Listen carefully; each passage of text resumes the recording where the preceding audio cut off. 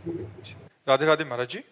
महाराज जी, जब कोई लड़का अपने विवाह के समय लड़की के पिता के सामने दहेज की इच्छा या मांग रखता है और लड़की के पिता इच्छा पूरी भी करते हैं, तो क्या ये उस लड़के पर लड़की के पिता का कर्ज चढ़ जाता है, या अगर कर्ज नहीं है, धर्म से रहित बात है।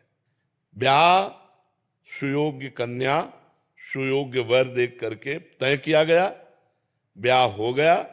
अब लड़की पक्ष का जो भाव था वो वर पक्ष को दे दिया, बातचीत नहीं हुई। कहीं भी हमें शास्त्र में नहीं लिखा मिला कि उन्होंने हमसे कहा कि हम इतना इतना इतना देंगे। वो कन्या दी, उसके साथ जो उनका भाव रहा, वो चाहे 1000 सोने के रथ, 1000 हाथी, ये वो दे दिए। मांगना, तय करना, ये बिल्कुल शास्त्र विरुद्ध आचरण है। बिल्कुल नहीं करना चाहिए। किसका प्रश्न है? हाँ, बिल्कुल नहीं करना चाहिए। ना तो लड़के पक्ष को ये बात रखनी चाहिए, लड़के पक्ष को बात रखनी चाहिए तुम्हारी लड़की हमारे लड़के के सुयोग्य वर ये काफी है, अब आपका जो मनावे सो दे देना, हम उसकी आकांक्षा नहीं रखते। लड़की पक्ष को चाहिए कि जैसे पुत्रों को विभाजित संपत्ति किया, ऐसे कन्या का भी हिस्सा लगा करके उसके साथ दे देना चाहिए, बिना मांगे दे देना चाहिए। मांगना ये दहेज के अंतर्गत आता। दहेज प्रथा ये हमारे संस्कारों को, हमारे धर्म को ये मिटिया मेट कर रही है। लड़की हुई, सुनते ही उसका पिता जल जाता है।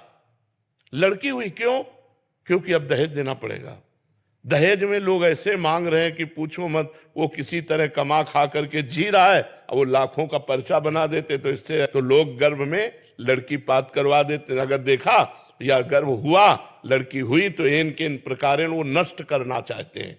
ये दहेज प्रथा ही तो ऐसे आचरणों को प्रेरित करती है। और तुम अपनी कमाई से नहीं तृप्त होगे, वो लड़की दे, केवल लिंग परिवर्तन से ही तुम महान हो गए क्या? वो भी तो एक शरीर आ रहा है तुम्हारे पास, और तुम भी एक शरीरधारी हो। तुम पुरुष लिंग हो, केवल इसलिए तुम महान हो गए। वो स्त्री लिंग है तो वो लघु हो गई क्या? विचार करके देखो। तुम केवल पुरुष लिंग हो, बस इसी यही बात तो है। वो स्त्री लिंग है, केवल यही बात, वो तुम्हारे घर आ रही है। ब्याह का तो मतलब है कि जो पान फूल बने वो हम आपके चरणों में समर्पित करते हैं, अपनी बेटी समर्पित करते हैं। आप आनंद से गले लगा करके उनको विदा किया, ये बात रही। और ये दहेज प्रथा जब तक रहेगी हमारे समाज में कलंक है, कैंसर है। ये जो लड़कियों के अस्तित्व को मिटाने वाली है, जो लड़की के प्रति हे भाव पैदा करने वाली। और ये लोग नहीं समझते कि आज हमारे राष्ट्र की प्रथम पुरुष राष्ट्रपति लड़की ही है। और आज बॉर्डर में सेना के साथ जोड़ पे जोड़ कंधा मिलाए लड़कियां खड़ी हैं। लड़कियां कोई साधारण समझते हो, दैवी शक्ति है। तो लड़कियों को क्या समझ रखा? केवल स्त्रीलिंग होने के कारण वो इतना घट गई कि तुम्हें रुपया भी दे और लड़की भी दे। सुशील, सज्जन, शांत, परम पवित्र परिवार कोई लेने के लिए लड़की तैयार नहीं, तैयार है रुपया लेने के लिए। 10 लाख फलदान में दीजिए, इतने परीक्षा में दीजिए, इतने ब्याह में दीजिए। किसान आदमी 10 लाख कहां से देगा? किसान आदमी को जीना मुश्किल होता है।